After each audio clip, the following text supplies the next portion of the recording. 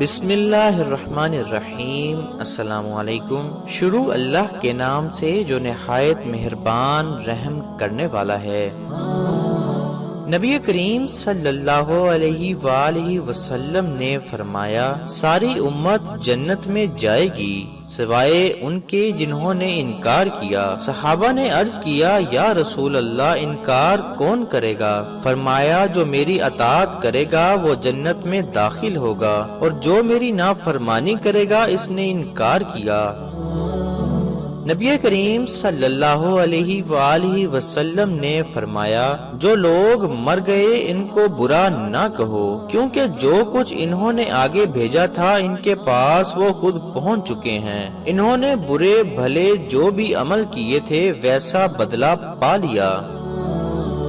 نبی کریم صلی اللہ علیہ وآلہ وسلم نے فرمایا، قیامت قریب آ گئی ہے، لوگ دنیا کی حرص میں زیادہ ہوں گے اور اللہ تعالیٰ سے دور ہوں گے، اور فرمایا، ہر امت کا ایک فتنہ ہے اور میری امت کا فتنہ مال ہے۔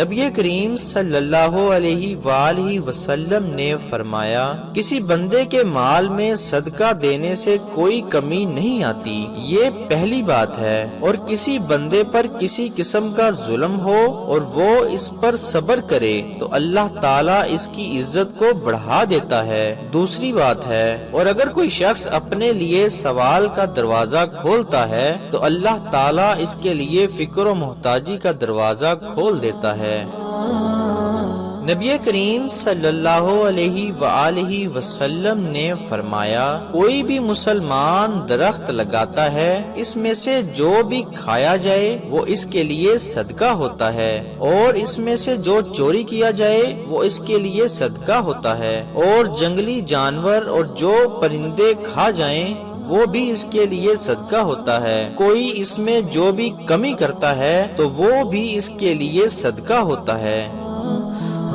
نبی کریم صلی اللہ علیہ وآلہ وسلم نے فرمایا، اس کی طرف دیکھو جو مال و جمال میں تم سے کم تر ہو، اس کی طرف مت دیکھو جو تم سے فائق ہو، یہ لائق تر ہے اس کے کہ تم اللہ کی نعمت کو حقیر نہ سمجھو گے۔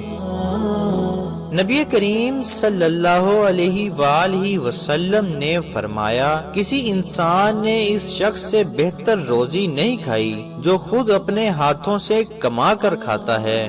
اللہ کے نبی داؤد علیہ السلام بھی اپنے ہاتھ سے کام کر کے روزی کھایا کرتے تھے۔